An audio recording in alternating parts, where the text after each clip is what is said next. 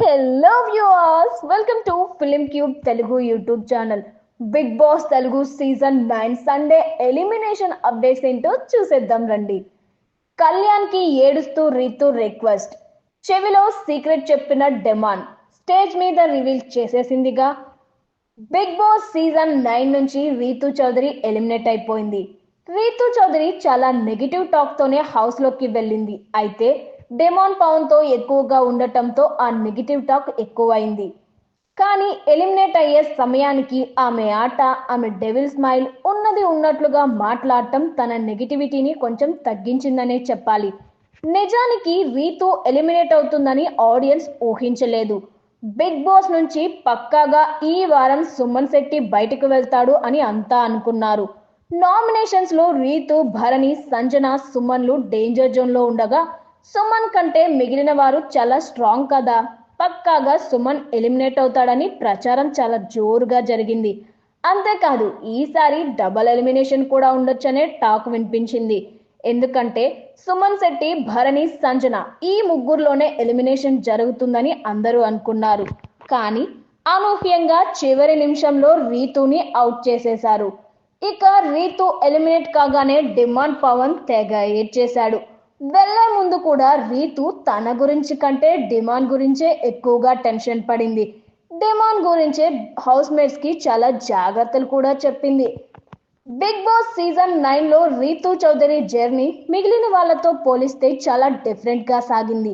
ఎందుకంటే హౌస్ లోకి ఎంట్రీ ఇచ్చే సమయంలో రీతుపై జనాలకి ఫుల్ నెగిటివ్ అభిప్రాయమే ఎక్కువ ఉంది. దానికి కారణాలు కూడా చాలానే ఉన్నాయి.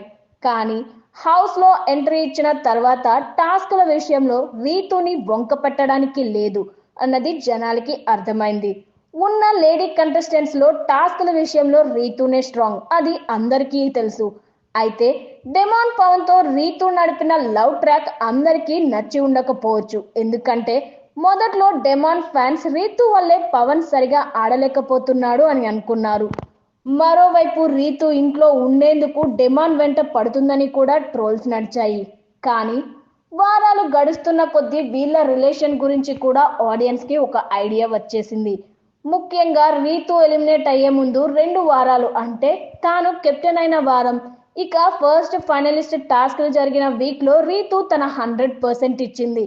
అలాంటి రీతుని సుమన్ శెట్టి, భరణి, సంజనల కంటే ముందే ఎలిమినేట్ చేయడం ఆడియన్స్ కి కూడా ఊహించని షాకే. మరి ఎలిమినేట్ అయ్యాక ఏం జరిగిందో ఏంటో చూద్దాం రండి. ప్లీజ్ కళ్యాణ్, వాడు బాధపడుతున్నాడు. సండే ఫండే టాస్కులన్నీ అయిపోయేసరికి చివరిగా డేంజర్ జోన్ లో రీతు, సంజన మిగిలారు. వీరిద్దరి మధ్య జరిగిన ఎలిమినేషన్ రౌండ్ లో రీతు ఎలిమినేట్ అయింది. తాను ఎలిమినేట్ అవ్వగానే రీతు బయటికి వెళ్ళిపోదాం అనుకుంది. కానీ రండి అందరూ బై చెప్పండి అంటూ హౌస్ మేట్స్ ని సంజన పిలిచింది. నో, నేను ఫేస్ చేయలేను అంటూ రీతు టెన్షన్ పడింది.